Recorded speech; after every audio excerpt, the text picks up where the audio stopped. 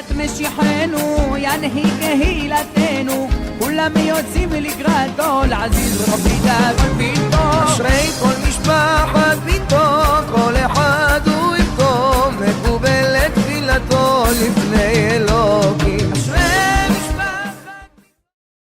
Shalom Bacha, que le bon Dieu protège, vous donne la santé. J'adore Hachem. Et je l'adore, et j'adore la Torah. J'adore la façon comment Akadosh Baruch Hu, il nous surveille et il nous teste. Vous savez, à l'hôtel, lorsque on fait des prises du sang, le médecin il vient, la famille vient, il fait prise du sang, il teste le sang. À travers ça, il voit quelle maladie tu as. Tu as le diabète, et le diabète est tombé, il est monté, le sel. Aujourd'hui, avec les prises du sang, aujourd'hui, on les a dans les laboratoires, on détecte tout ce qu'il y a. Il faut des recherches, aujourd'hui, la chimie a beaucoup progressé. Aujourd'hui, on découvre toujours, chaque année, on découvre d'autres infections.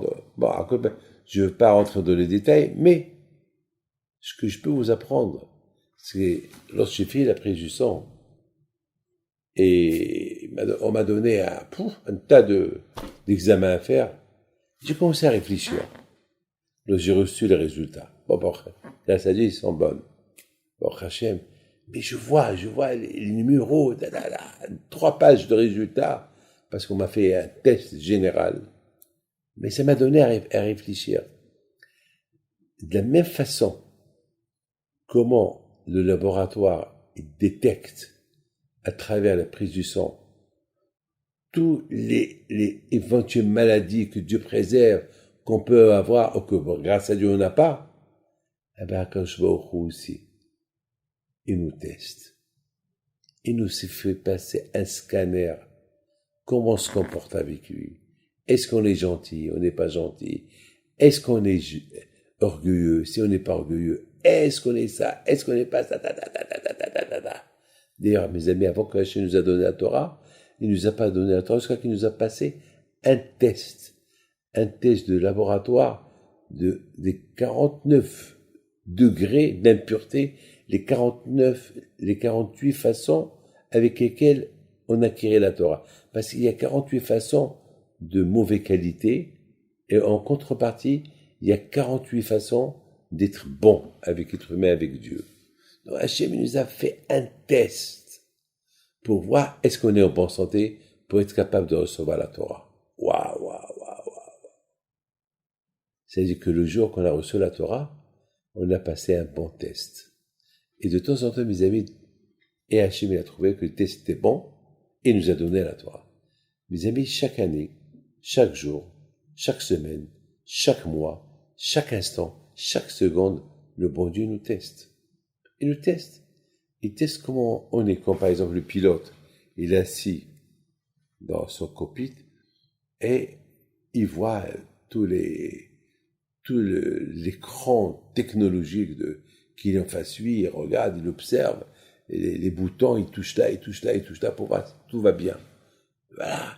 Et avant que l'avion il prend le décollage, il y a les techniciens qui ont testé que l'avion il est en bonne, il est capable de voler, de retourner, d'atterrir, de décoller.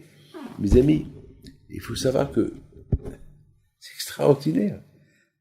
Maintenant, on a vu, mes amis, que beaucoup des fois, Hachem, il a testé Paro. Est-ce Paro? Parce que beaucoup des fois, Paro, il dit, ouais. Elle, il dit à Moshe Rabbeinu, vous pouvez partir, allez là chez moi. Et Hachem, maintenant, il le teste. Est-ce vraiment Paro? Il veut lâcher les Juifs ou pas? Et à la fin, il voit Hachem que non, il veut pas le lâcher. Alors Hachem, il lui a endurci son cœur pour le frapper. Les Juifs en Égypte, lorsqu'ils ont quitté l'Égypte, ils étaient super tzadikim. Même les provisions, ils n'ont pas préparé les provisions. Ils n'ont rien préparé. Et à un moment donné, Et Hachem, il leur a dit, je suis fier de vous. Mais Hachem, il déteste. Il leur a pas donné de l'eau. Mais il a commencé à crier.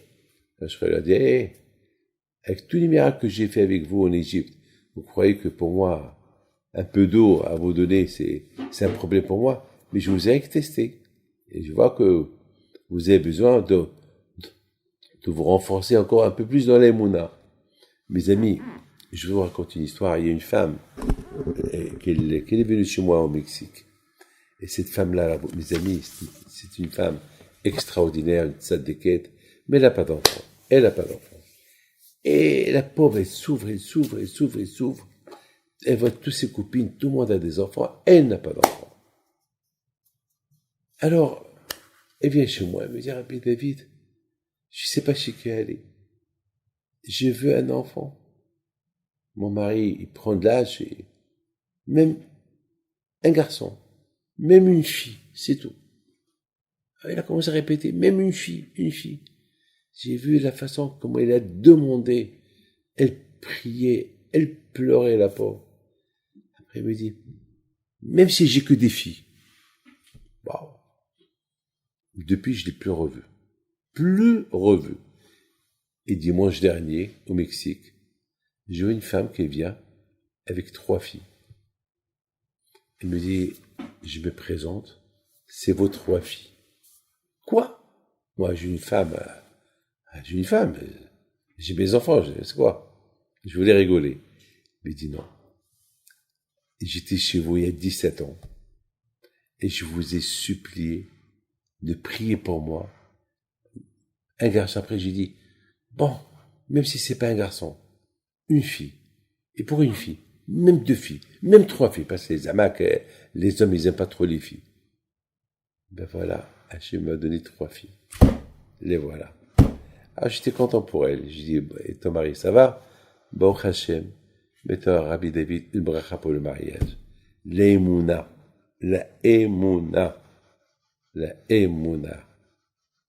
Hachem. Que Dieu vous donne la santé, et des filles et des garçons.